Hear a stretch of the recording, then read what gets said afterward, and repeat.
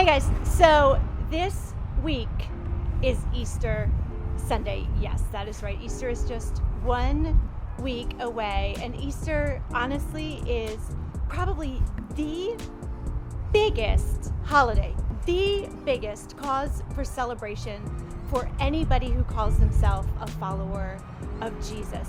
So my thought coming into this week, knowing I was going to be speaking about Easter, was what in the world could I possibly say to these students that could get them any more excited about Easter than finding their hidden Easter baskets, nibbling the ears off of some chocolate bunnies, throwing some marshmallow peeps into the microwave to see how big they can possibly get. And let me assure you that they can get very large when they're microwaved. You should give it a try sometime.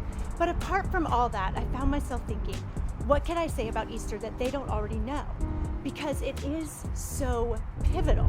And I bet a lot of you feel like we talk about it every single year. We celebrate it every single year. What can there be that's new?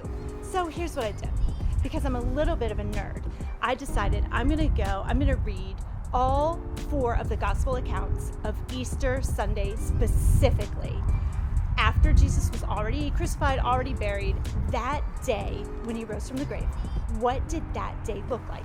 So I picked up my Bible, I started reading that account in Matthew, in Mark, in Luke, in John, and I made some notes about things that stood out to me, things that maybe I hadn't noticed before that might also be new and exciting for some of you guys. And here's what I noticed. First of all, what I want to point out that I noticed in all 4 Gospels is this, and maybe you've heard this before. In every Gospel account, the first person to end up at the empty tomb of Jesus was who? It was Mary. It was a woman. And some Gospel accounts name more women than just Mary. They name a couple of Marys, Johanna, Salome, other women. I don't know why John doesn't mention Johanna. Maybe he didn't know her. And so he just didn't write her into his Gospel, even though maybe she was there. But regardless of that, whichever women were or were not there, the fact of the matter is the first people to see the resurrected Jesus were women.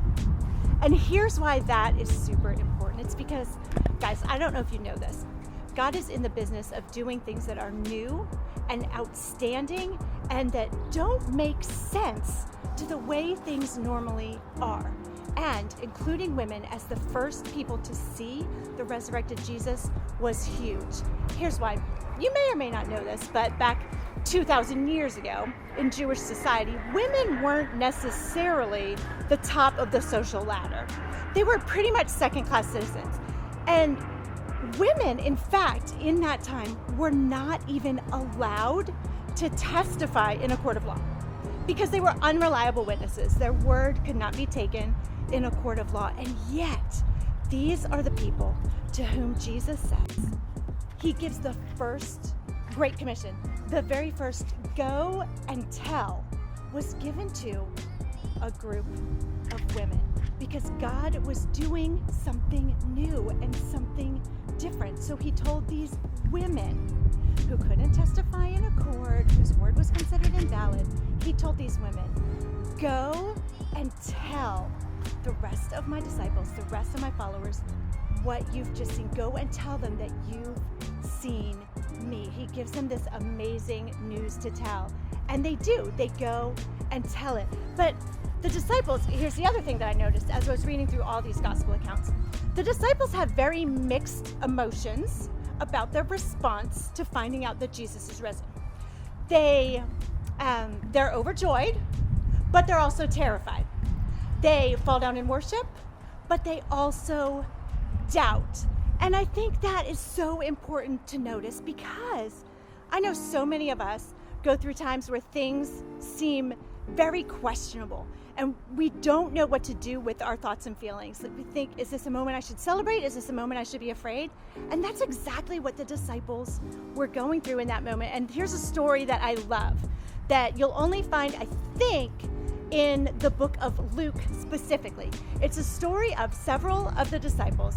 Two of the disciples, in fact. The Marys had already been to the tomb. The Marys had already gone and told the rest of the disciples what had gone down. 2 of the disciples are taking a little walk from Jerusalem to this town called Emmaus, which is actually 7 miles away. And they're walking and they're talking about all these events, how Jesus had just died, what in the world, this wasn't what we expected. And then all of a sudden there's this third guy walking with them. And he asks, hey, what are you guys talking about?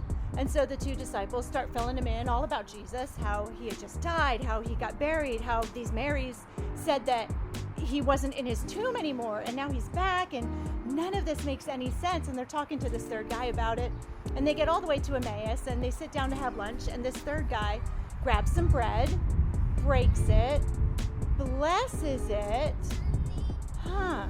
and then all of a sudden these two disciples realize, it's Jesus, it's you.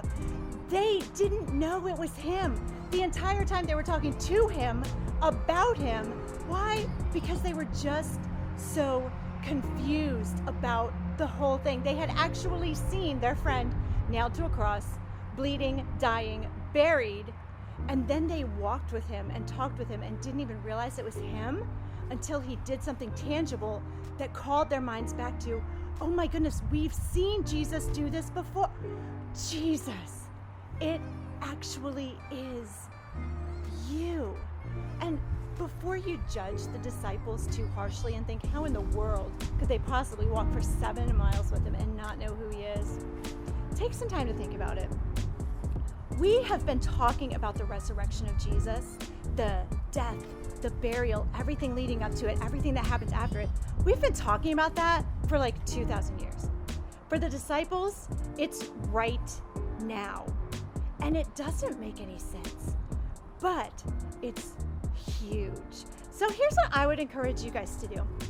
You know, before you go enjoying all your chocolate bunnies and your Easter egg hunts and your fancy bow ties and your pretty dresses, take some time this week to actually dig into some of the gospel stories about Easter Sunday, because the Easter story is pivotal. It's pivotal to who Jesus is, which means it's pivotal to who we are through him. The fact of the matter is, on Friday, our forgiveness was sealed. It was. On Friday, Jesus took all the things we have ever done, ever will done, all our shortcomings, the times we fall short of the absolute glory of God, the times we don't measure up. Jesus took all of those on Friday, every single one of them, and he said, Father, forgive them. And he said, it is finished. That happened. Your forgiveness was sealed on Friday, but your victory was sealed on Sunday. And that is so worth celebrating. Let me share with you guys just a couple of verses that pertain to the resurrection that I think are just amazing. 1 Peter, you are born again to a living hope through the resurrection of Jesus. 1 Corinthians, God raised Jesus and will also raise you by his power. And then there's this one, 2 Timothy 1:10. Jesus abolished death and brought life and immortality. He abolished death. He crushed it. He has the victory, and so do you. So put yourself in the disciples' shoes for just a couple minutes this week. Read through some of those accounts. Figure out, how might you react? And how do you react now, knowing that Jesus purchased your victory forever on that Sunday morning when he rose from the grave?